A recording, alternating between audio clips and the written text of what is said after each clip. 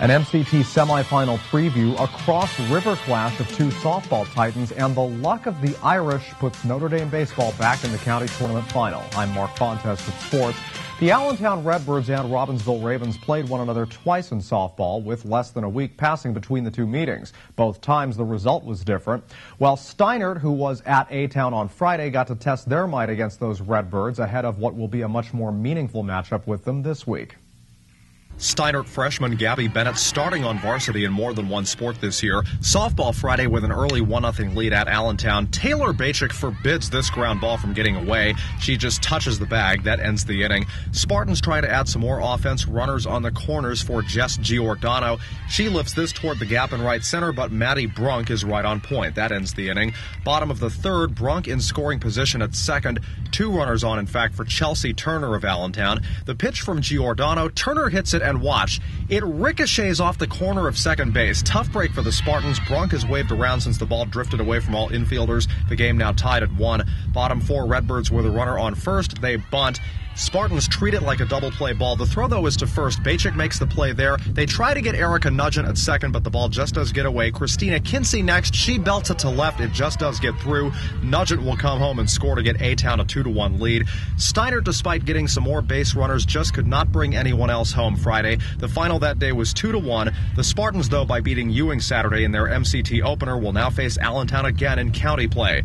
The next night, Carrie Kern and the Robbinsville Ravens involved in an interstate battle at home against the Pennsbury Falcons, a fellow powerhouse from just across the river.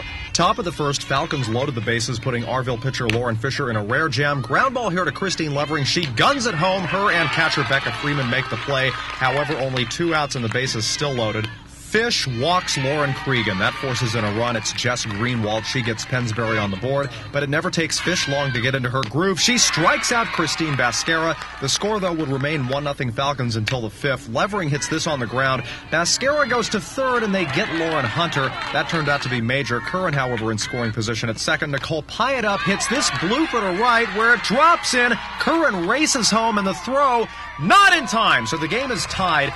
It would stay that way, in fact, until the 10th inning. In softball, they start putting a runner at second to begin the inning. Bascara belts this to right, and it lands in the gap. Mackenzie Obert scores the first Pennsbury run that was batted in. The Falcons would tack on another, so 3-1 them as we move to the bottom of the 10th. Leanna Gearhart trying to keep things alive with 2 outs, but it just wasn't meant to be on this night. Pennsbury hands Robbinsville softball only their second loss in 40 games.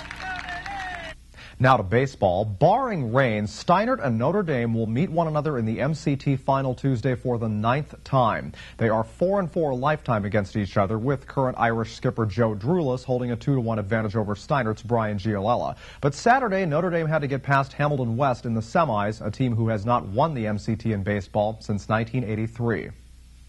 Irish pitcher Ryan McGowan got off to a rocky start in this game. He loaded the bases in the top of the first and twice walked the man at the plate. Here, Dan Garcia takes first while the Hornets score. 2-0 West, still in the first, a call that made Hornet fans come unglued. Chris Romano appears to hit this right in front of the plate. The ball is bobbled.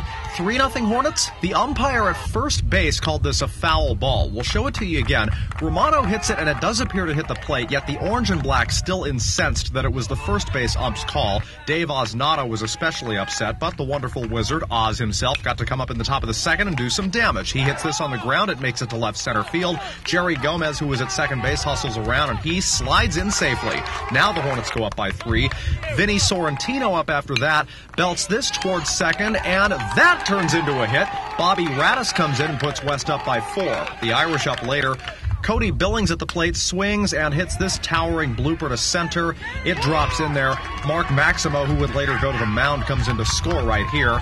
Bottom 4, Sean Farrell up with men on, hits a double play ball. The Hornets, though, will only be able to get 1 out of this, and before you know it, the Irish had battled back to tie the ball game. Fast forward to the bottom of the 6th. Shane Finley on the hill, bases loaded but 2 outs, still a tied game. Mike Young hits a comebacker. Finley can't handle it at first, but he throws to first base. They don't make the connection. 3 Irish runs crossed the plate. Notre Dame would add another and make it 8-4. West would score in the top of the 7th, but it wasn't enough. For the 3rd seed at Hornets, a frustrating and bizarre exit from the MCT. And finally, Team of the Day is brought to you by Prior Nanny Business Systems, a full-line computer sales and service center. We've changed the way small business does business. West Windsor Plainsboro Northern Knight girls lacrosse pulls off a major upset Saturday, and they defeat the mighty Allentown Redbirds to win the Mercer County tournament. The final score, 17-13. It came despite the Redbirds beating the Knights both times this regular season. We will have highlights of this game tomorrow on WZBN Sports, so please join us then. That's all for today. In a moment, Mercer County Close-Up. Please stay with us.